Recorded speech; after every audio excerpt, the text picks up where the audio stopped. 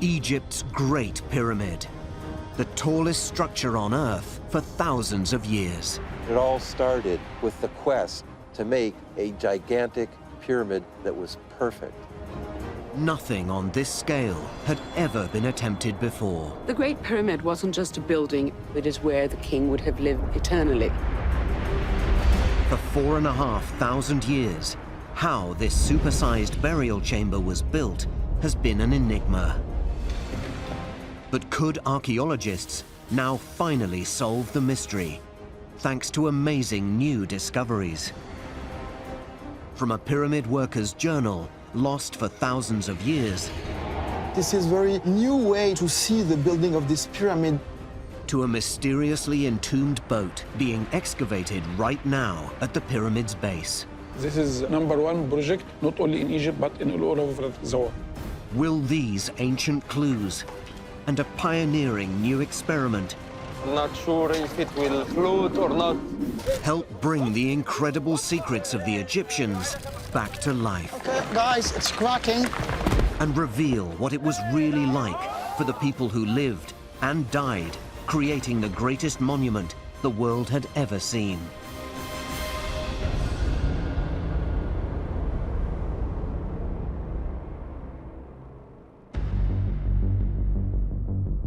The Pyramids of Giza, a towering series of giant tombs built by the ancient Egyptians. The oldest and largest is the Great Pyramid. It's the only survivor of the 7 wonders of the ancient world. This was the dream of the pharaoh Khufu, who wanted the grandest tomb of all time. But exactly how such an ancient civilization could build this colossus has been a mystery for millennia. And archaeologist Mark Lehner is still looking for answers. There are 2,300,000 stones in this pyramid. And when you look closely, you can see the marks of the human hand, chisel marks. Nothing like this had been seen before in the history of Egypt. What makes the pyramid even more of a mystery is how they managed to build it in this unforgiving desert. 4,500 years ago, the Egyptians completely transformed this sandy plateau overlooking the River Nile by building the biggest monument known to man. The base covers an area the size of 10 football fields. Builders found and transported so much stone here, they could have built a wall half a meter tall around the entire planet. But their mission was a monument over 140 meters high that would become the tallest building in the world for millennia. Building the Great Pyramid, achieving this, seems impossible. This is not something that was done by a primitive society. So how did the ancient Egyptians manage this incredible feat? Could a phenomenal new discovery 250 kilometers away reveal the answer? Wadi Al-Jarf is a remote desert settlement that the men who worked on the pyramids used as a supply hub. During excavations, archaeologists unearthed the most ancient papyrus manuscript ever found. Pierre Tallet is decoding the text and searching for answers that could finally reveal how the Egyptians built the Great Pyramid. Since the very day of the discovery, it was quite evident that we had the oldest papyrus ever found in the world. Pierre wants to see if this document really is about the Great Pyramid. Does it tell of the pharaoh Khufu? Pierre thinks an ancient symbol, known as a cartouche, could give him the answer. The cartouche is kind of a circle in which the Egyptian people used to place the name of the ruler. You have the phonetic script of Khe, Hu, Hef, Hu, which is spelling the name of Khufu. It's an incredible breakthrough, as this is the only papyrus from the time of Khufu that mentions the pharaoh. But Pierre also needs evidence that it relates directly to the Great Pyramid. This small triangle is the shape of the pyramid. The name of the pyramid is Achet Khufu, the horizon of Khufu, and we have it, I think, at least 20 times on those papyri. Pierre is in no doubt that this document was written by someone working on Khufu's incredible building. But the big question is who? Pierre manages to decode the author's name. It's a man called Merah. The papyrus reveals that Merah was an inspector in charge of a cargo boat and 40 elite workmen. He describes how his team's daunting job was transporting thousands of tons of stone along the River Nile. And Pierre now knows that Merah's destination was the construction site of the Great Pyramid. Pierre is revealing that the River Nile and cargo boats like Merah's played a bigger role in building the pyramids than many experts imagined. This is a very new way to see the building of this pyramid because we don't know so much about the way it has been built. And those documents are providing very precious information about the way the workers were able to build such a big construction. Pierre wants to analyze Merah's incredible journal in forensic detail to see if it can unlock even more secrets about how the Egyptians constructed Khufu's giant tomb.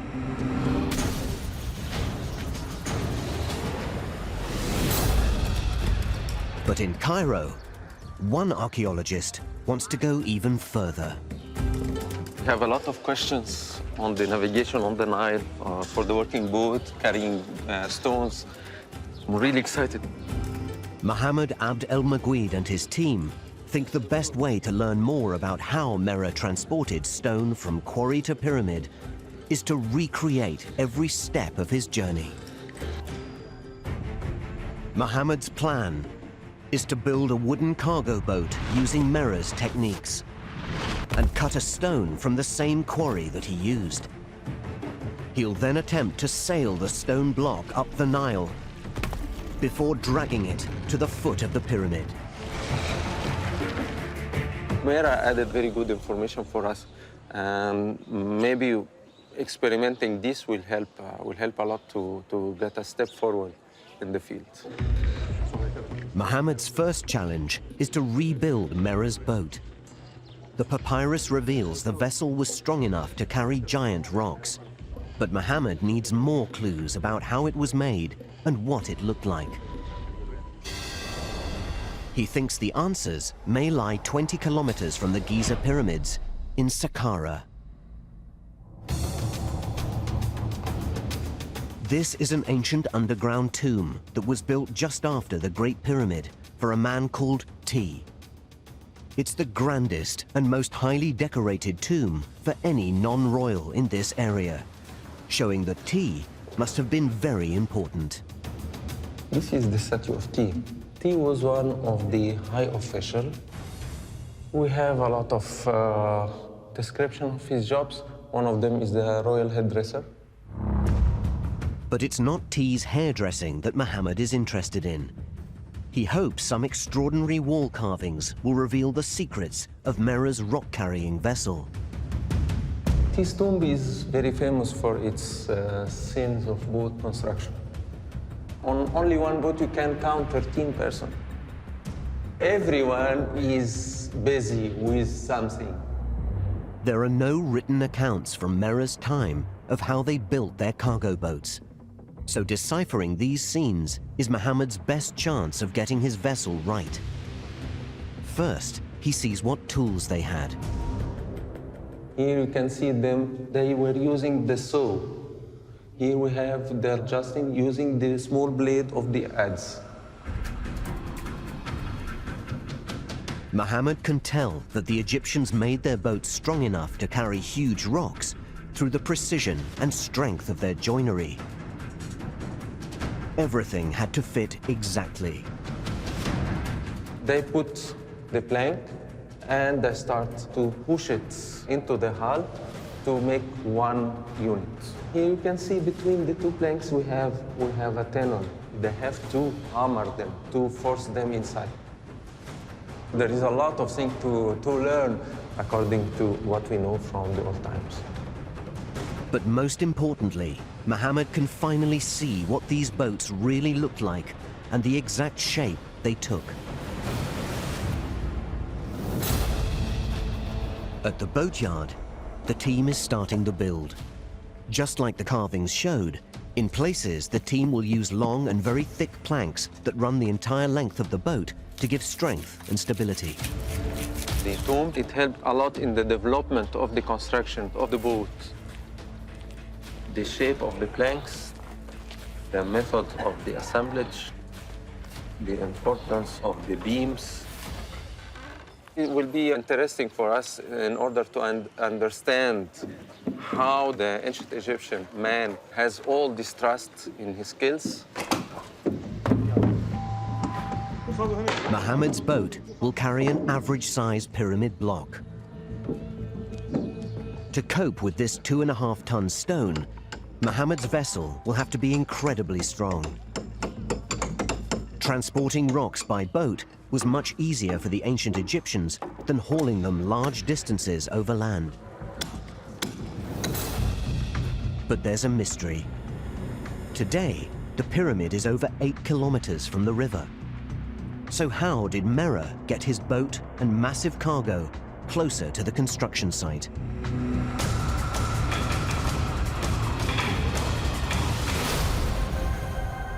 In the desert of Wadi Al-Jarf, Pierre thinks he may have found the answer in Merah's journal. He has discovered that Merah didn't just ferry rocks. His team was also employed to overcome this huge access problem. What we can see from the logs is that Merah is not working all the time about the bringing of the blocks to the pyramid. It's only one of the different missions he has during the year. The season that Merah's team worked was important because the Nile acted very differently through the year. Experts have discovered that the course of the Nile has changed. In Khufu's time, it flowed about 2 kilometers from the pyramid site. This was still too far away for Merah's boat. But every year in summer, rains would swell the Nile, and a heavy flood could mean the water came to within half a kilometer of the pyramid. But this floodwater wasn't deep enough for heavily laden cargo boats. So how could Merah's team exploit the flood to get closer? The papyrus shows that Merah ferried men to the pyramid for this specific task. On the first part of the document, we have just two-way trips going very quickly to transport people that are doing something in the area of Giza. And the date would indicate that we are probably in July or August, at the beginning of the flood of the Nile. Merah was racing against the clock to put his team in place for the start of the flood season. Their task was an engineering mission that was vital to the success of the pyramid. The papyrus reveals that Merah and his team of 40 men were working on a dike, a vast bank of earth that holds back water. They were engineering the landscape. Merah writes that the team pulled up wooden pilings. What he's describing is the opening of the dike and sudden release of floodwater. Merah was deliberately channeling water to get his vessel much closer to the pyramid. If Pierre has decoded the papyrus correctly, there must have been a huge man-made channel to contain the vast amounts of floodwater. But if that's true, where's the evidence? At the Giza Plateau, Mark Lehner and his team are trying to figure out what route Merah's mysterious waterway might have taken. What we're essentially trying to do is find the floodplain of his time. To locate the hidden channel, Mark needs to see which land was flooded occasionally and which land was underwater most of the year in Merah's Canal. The key is silt. You can't ask for a clear difference. You have sand from a period of perhaps wind-blown sand, and then the Nile is coming back and depositing this thick silt. This is the normal profile: sand from the desert, silt from the Nile. This silt shows Mark that this area was just a floodplain and not a waterway.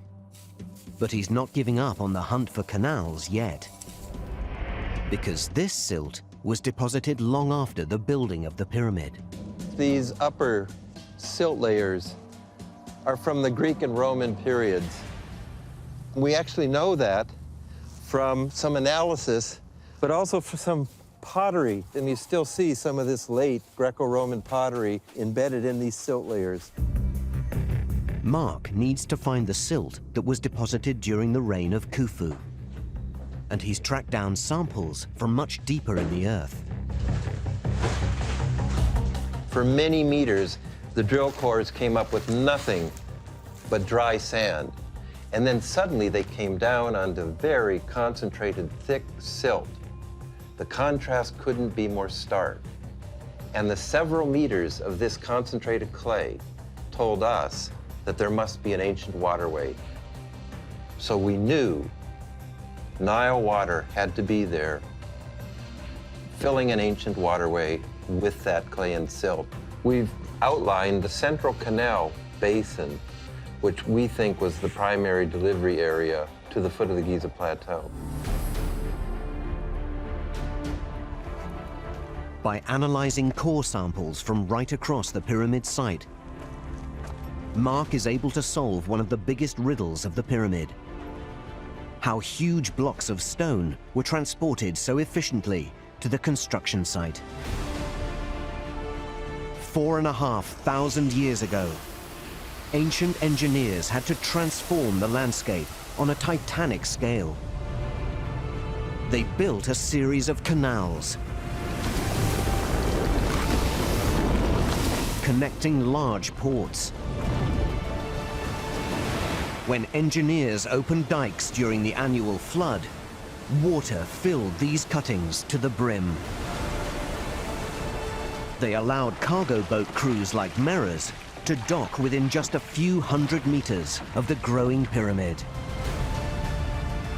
The Nile's water was brought to the construction site through an artificial, man-made port. It's ingenious engineering like this that finally explains how the pyramid could be built at all. Khufu started something that must have been truly a very complex port city, perhaps the largest port city of its kind. And that's why I'm more interested not in how the Egyptians built the pyramids, but how the pyramids helped to build Egypt.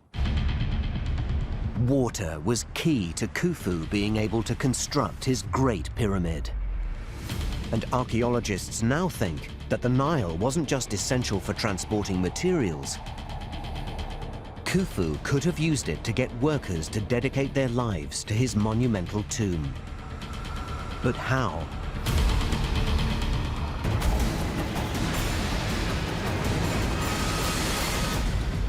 On an island in the Nile, Egyptologist Salima Ikram is investigating the link between the river and the pharaoh's power.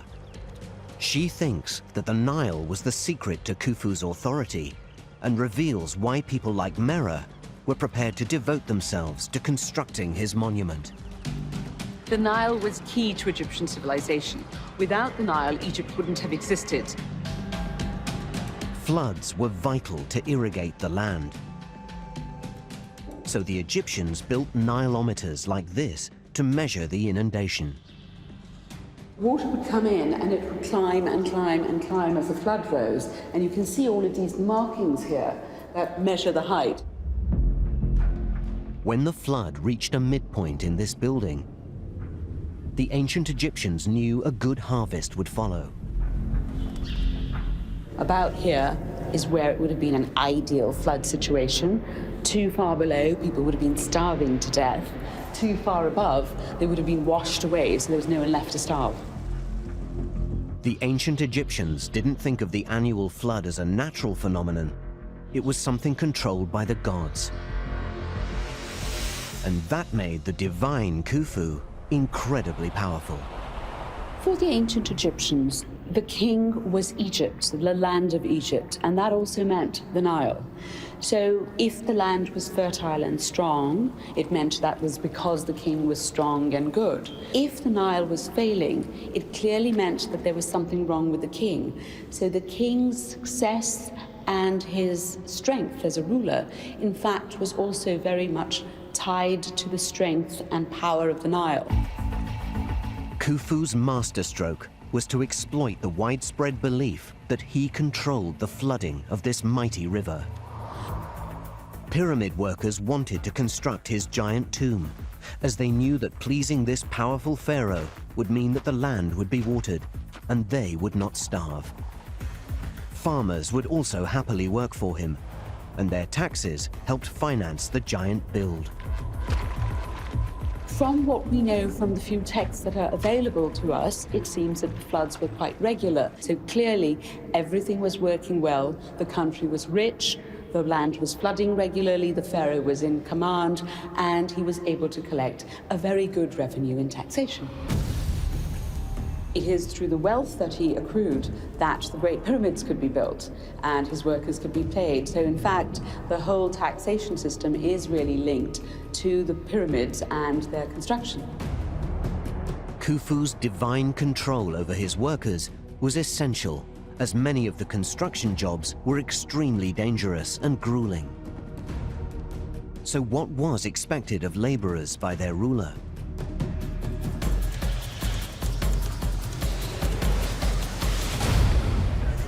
Mark Lehner wants to see how far workers were pushed by Khufu, and is heading to an area deep under the monument to find out. This is the descending passage. It goes down more than 100 meters. From here, we have to crawl on hands and knees, making the access even more difficult. This hidden passageway leads to the subterranean chamber.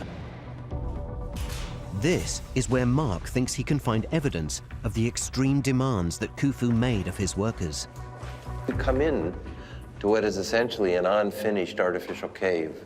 Somewhere, you're probably about 7 meters this way, dead center, under the center axis, is the Great Pyramid, 30 meters below its floor level. Some archaeologists think this chamber was planned to be filled with offerings, but was abandoned when the pharaoh died. Whatever its purpose, Mark is starting to discover just how grueling a job it was to carve out this space. Men were down here bashing the stone away to hollow out the chamber. And we can even see all around us how they went about it. And here, like in all unfinished projects, you can definitely see the human hand and maybe some of the human misery behind pyramid building. Workers had to labor in extreme conditions, and it definitely wasn't a job for the claustrophobic. These lead channels, you can still see the chips that the last workers left behind when they put down their tools. Now, the dust must have been just awful. These conditions must have been the hardest, but Khufu clearly didn't care, or if he cared enough about his pyramid to insist that they complete the job. Khufu was prepared to push his workers to the limit for this giant tomb that would take him to the afterlife. Everything had to be on a massive scale. So the Great Pyramid is formed from more than 2 million blocks of stone.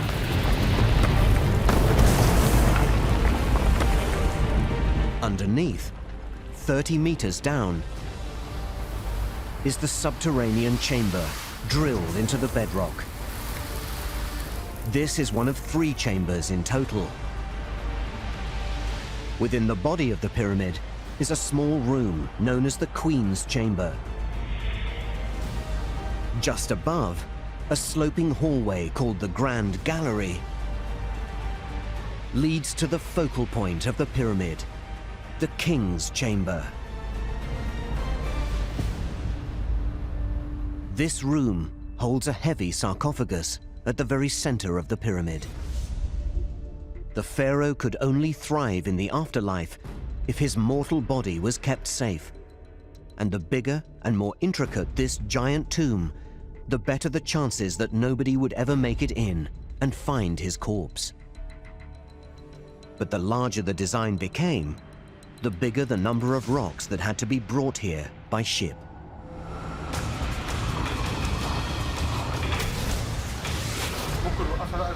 At his boat workshop in Cairo, Mohammed Abd el-Maguid is trying to construct a wooden vessel like the one Merah used in Khufu's reign. But he's concerned that his vessel may not cope with the heavy rocks needed to build a giant pyramid. We want to be sure that the boat is strong enough to hold and support the weight of the stone. I don't think that Merah had these fears or thinking about the problems of weight and so, because we are not experienced, but he had experience.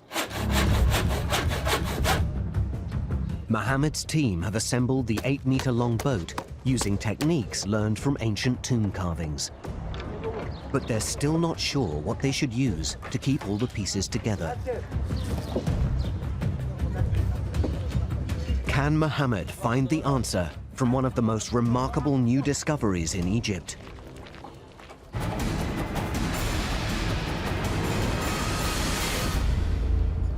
It's an incredible find at the foot of the Great Pyramid itself. This is #1 project, not only in Egypt, but in all over the world. Essa Zidane oversees work here.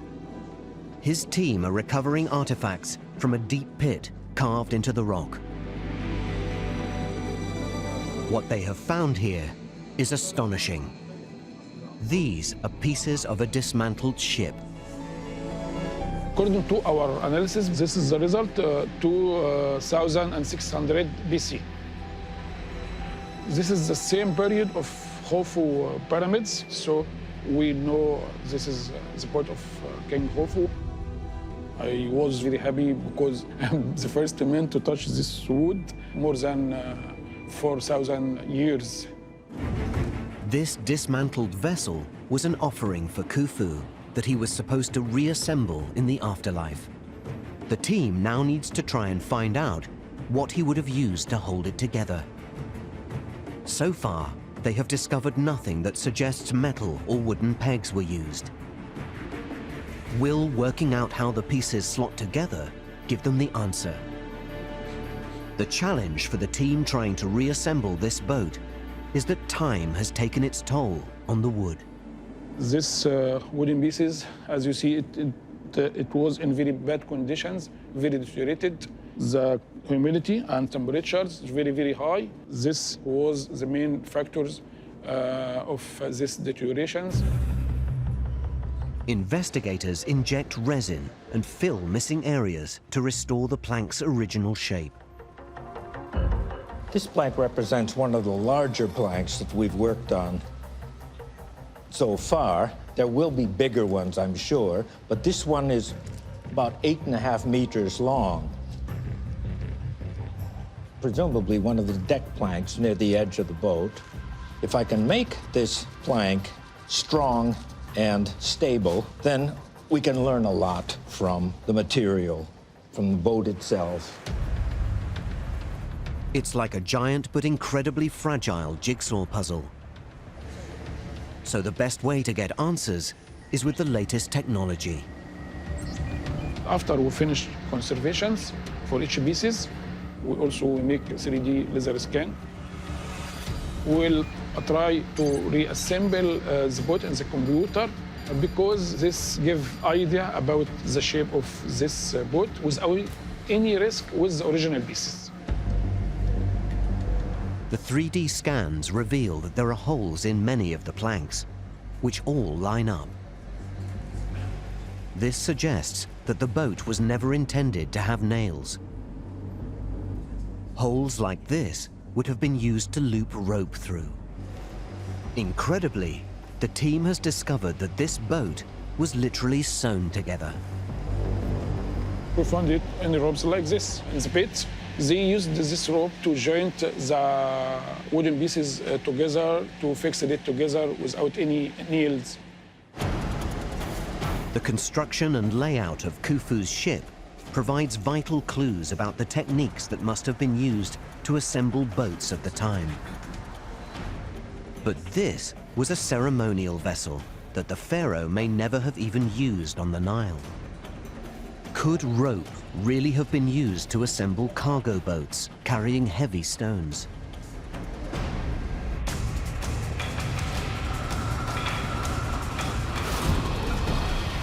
In Wadi Al-Jarf, Pierre Tallet is looking for clues that could reveal if Merah used rope to sew together his cargo boat. And Pierre thinks he's found the place where Merah stored his vessel, a set of caves that have lain undisturbed for thousands of years. What is strange here is that the place has been completely forgotten for more than 4 millennia, and it's very rare in Egypt to start excavation in a place which is absolutely not known before. So far, his team has uncovered 31 caves. They are known as galleries and are carved deep into the hillside. Merah used this one himself. When we excavated this gallery, it was completely filled up with potteries wearing the name of the team of Merah. It's about 23 meters long. It's one of the longer caves that we have here. The main purpose was to store the boats, so you had to have a cave that was very dry to avoid the entrance of water inside. Pierre's team have found fragments of the boats that Merah stored in these caves. And the evidence suggests that he did indeed use ropes to fix them together. Here it's really exceptional because we have found some very long pieces of wood. We have a large amount of ropes. So we also discovered they dismantle the boat, take off the ropes between the piece of wood. This means that Mohammed will have to use just rope to hold his entire vessel together.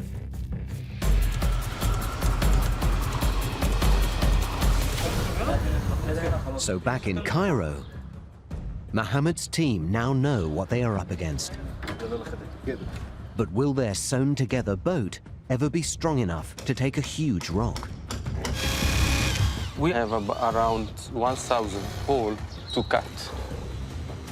And the ropes will do the job of maintaining the shape and the whole form, and also give strength.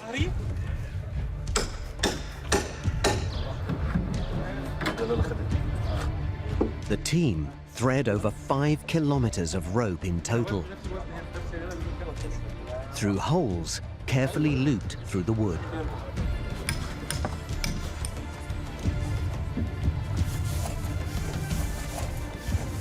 After months of planning and construction, the cargo boat is finally ready. But exactly what kind of stone was Merah carrying? Merah's papyrus reveals that his cargo was a very special rock, glistening white limestone from the Tura quarry. But what were these white blocks needed for? And why was Merah transporting so much of this heavy stone when there was plenty of other rock at quarries far nearer the pyramid?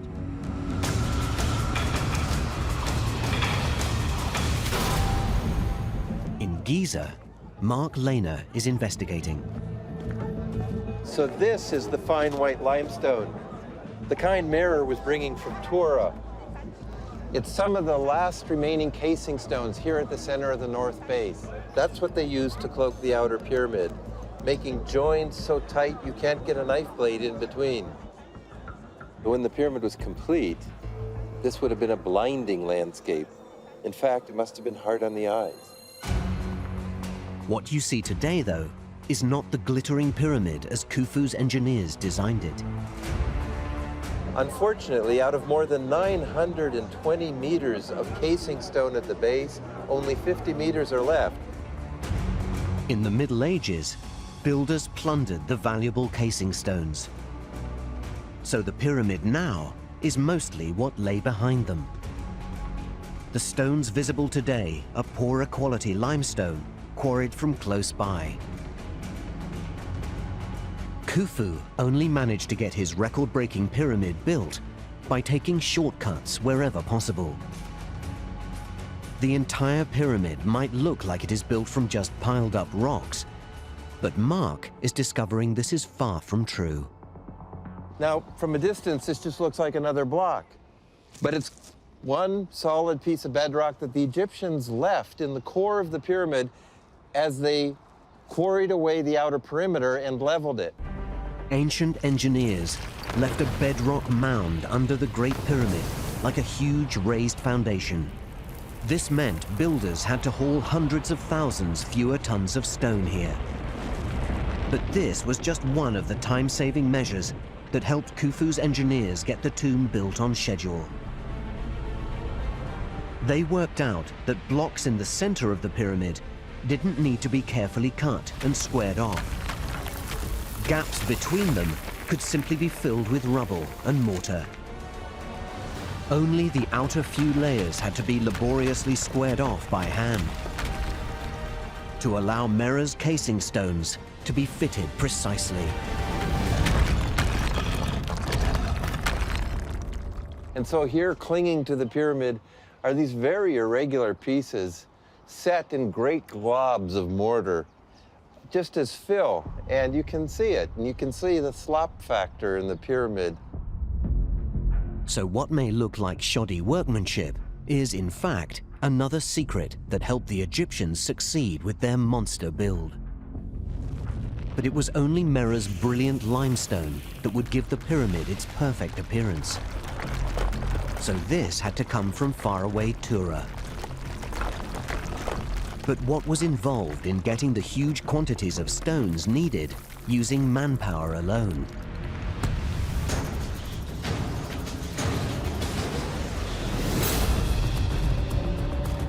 With Merah's manuscript as a guide, Egyptologist Adel Kalani will quarry an average-sized casing stone as cargo for the reconstruction boat. The new discovery of the papyrus of Merah, that's extremely important. That because its evidence gives us information about the life of the workman for cutting and splitting the blocks. That before impossible to understand. The limestone casing for the pyramid had to be as close to perfect as possible. It's quite important to have very little cracks, one color, the hardness is okay and good, and in general, this is a good spot for cutting stone.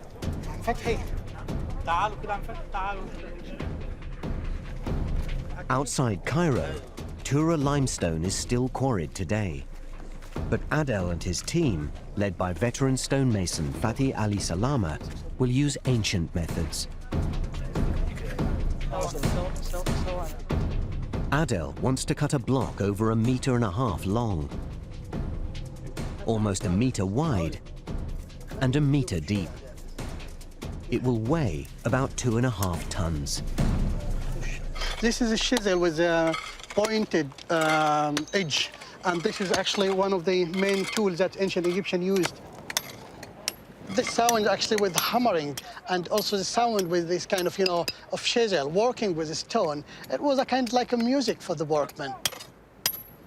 It keeps them active.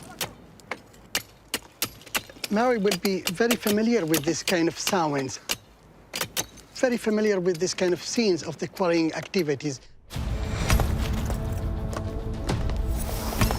The ancient Egyptians did this back-breaking work all year round, despite the extreme heat. Any delay in supply would have brought the construction of the pyramid to a standstill.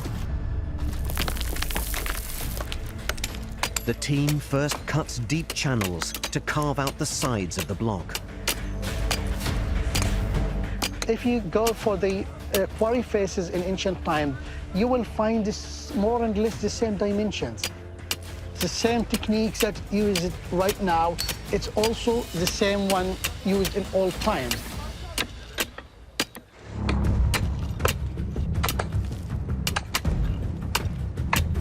As the trenches get deeper, the quarrymen find it more difficult to reach the bottom of them. The workmen almost finish from this first part of the trenches here, but they have a problem. The tools cannot reach the area just far away from their hand. They cannot get further to finish these trenches from this point. Evidence uncovered in ancient quarries shows that pyramid builders hit a similar problem. And to solve it, they would widen the channels so they could reach deeper. This space, it's enough for the workmen to continue with their tools, so they can continue working with the trench to finish it.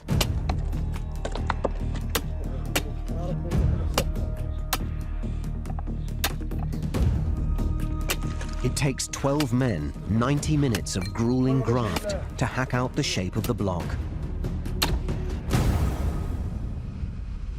The stone is completely free from the whole side, but the bottom, which is really the most important and also the most difficult part.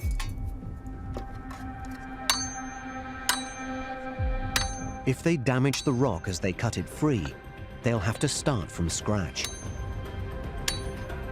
So they carefully use wedges, trying to get the stone to splinter along the join. Okay, guys, it's cracking.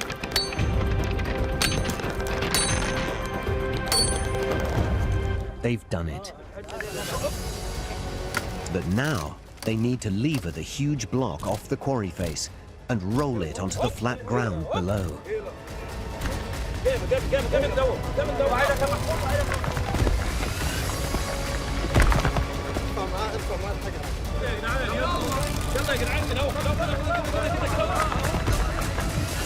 It's job done, but only if the rock hasn't been damaged. Merah would have rejected any that were cracked. Murray, if he would have a very, very close look for the blocks like this, very careful investigate the blocks before transport to his boot. Otherwise, it will be a big problem for him. Today, this block passes Adel's inspection and will now be used to test Merah's reconstruction boat.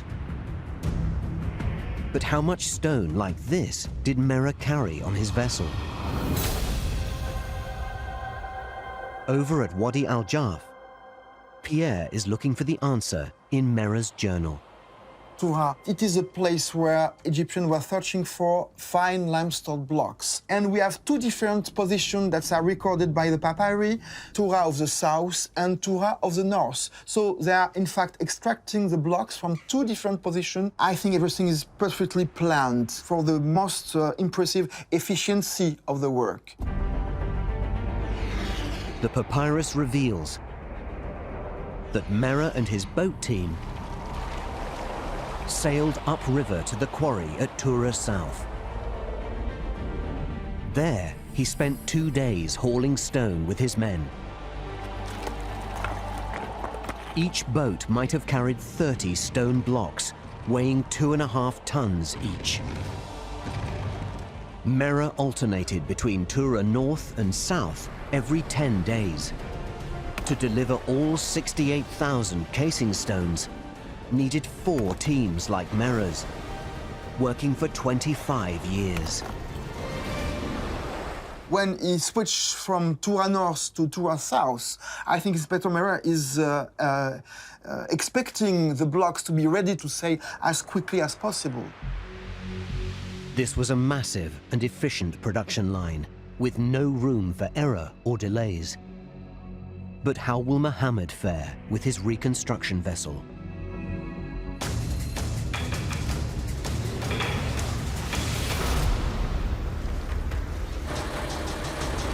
In Cairo, Mohammed first needs to check his boat is watertight before he can even think about loading the rock. I am anxious. This is the day of the truth.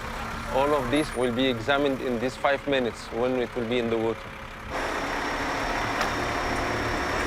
The launch of a boat would have been a big event in ancient times too.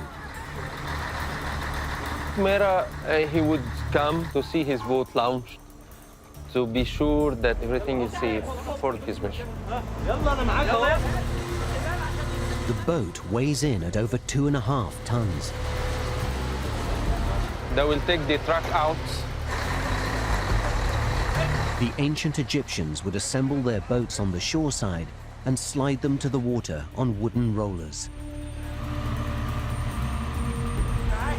I'm not sure if it will float or not.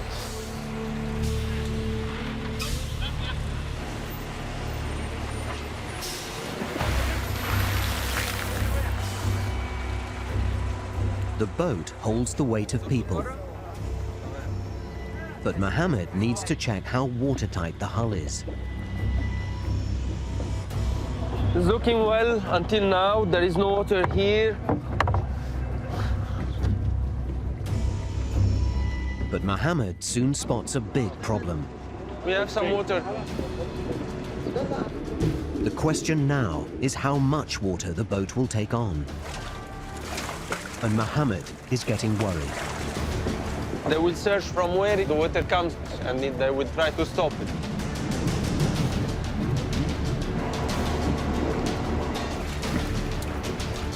Most of the water is coming from the middle part of the boat. But the team's in luck. The water has made the joints swell, and the boat's now watertight. It's a trick the ancient Egyptians knew well. They sometimes submerged the whole vessel. In the time of Mera, they had to put the boat in the water and leave it to swallow. This is a very important phase for the waterproofing. Also, it helps with the lashing because the ropes will be tense and will bring all the planks together. The boat is finally ready for its massive load. But will it ever cope with a 2.5-ton rock? Mohammed thinks Mera would have been pleased with their progress so far. What was interesting for me was how the scientists, how the Egyptologists were interpreting these texts and even the direct evidence, mean the planks and fragments that was found. I think this interpretation will be near the truth.